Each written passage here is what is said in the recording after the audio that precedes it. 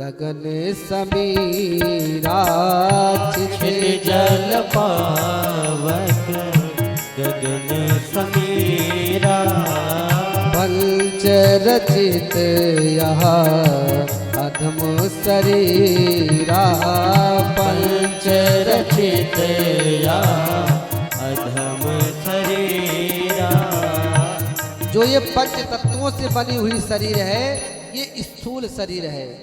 तीन शरीर का वर्णन करते हैं, एक स्थूल शरीर, एक कारण शरीर, एक सूक्ष्म शरीर। तीनों शरीरों का मैं आपको अर्थ बतला रहा हूं, ध्यान देकर के सुनिएगा। स्थूल शरीर ये है जो हम और आप देख रहे हैं, और सूक्ष्म शरीर कौन है जानते हैं?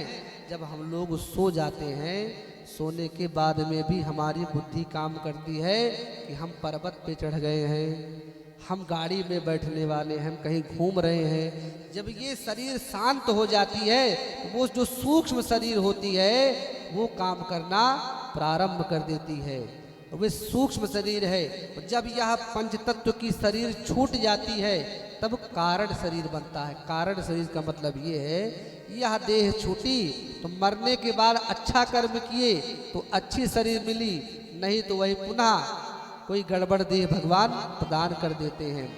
इसलिए जो ये शरीर है ये स्थूल शरीर है, और जो हम सुषुप्तावस्था में सो जाते हैं वो सूक्ष्म शरीर है।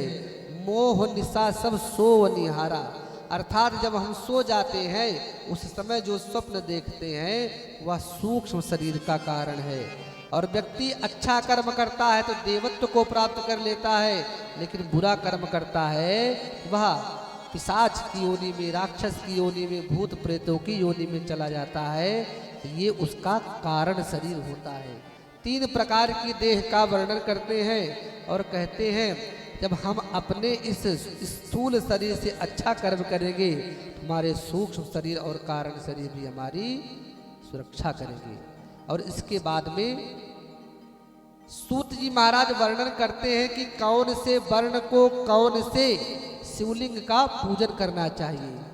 क्षत्रियों को बाण शिवलिंग का पूजन करना चाहिए, और शूद्रों को पाषाण शिवलिंग का पूजन करना चाहिए, और वैश्यों को स्वर्ण शिवलिंग का पूजन करना चाहिए। और जो वैधव्य को प्राप्त महिलाएं हैं उनको स्फटिक शिवलिंग की पूजा करनी चाहिए, श्वेत शिवलिंग की पूजा करनी चाहिए। और इसके बाद ब्राह्मण को भी स्फटिक शिवलिंग की पूजा करनी चाहिए। और पार्थिव शिवलिंग का जब हम लोग पूजन करें तो उसमें भी विचार करने की आवश्यकता है। ब्राह्मण को लाल मिट्टी के द्वारा पार्थिव बनाना चाहिए, और ब्राह्मण को श्वेत मिट्टी के द्वारा बनाना चाहिए, और शूद्र को काली मिट्टी के द्वारा भगवान शिव के पार्थिव शिवलिंग का निर्माण करके पूजन करना चाहिए। जब ना मिले तो कोई भी मिट्टी ग्रहण कर ले, लेकिन कोशिश करे वर्ण के अनुसार से ही। भगवान भोलेनाथ शिव पुराण में वर्णन करते हैं कि जो जिस वर्ण में है उसी अनुसार से भगवान शिवलिंग का पूजन करेगा। बोल शंकर भगवान की जय हो, गंगा मैया की जय हो। यही पर सुंदर भस्म का वर्णन करते हैं। कहते हैं जो भगवान भोलेनाथ का भक्त है उसको तीन चीजें अवश्य धारण करनी चाहिए। एक रुद्राक्ष की माला, एक रुद्राक्ष की माला, और एक त्रिपुंड, और भगवान का स्वरूप अर्थात रुद्राक्ष की माला और एक त्रिपुंड और भगवान का नाम। तीन चीज जीव को अवश्य धारण करना चाहिए।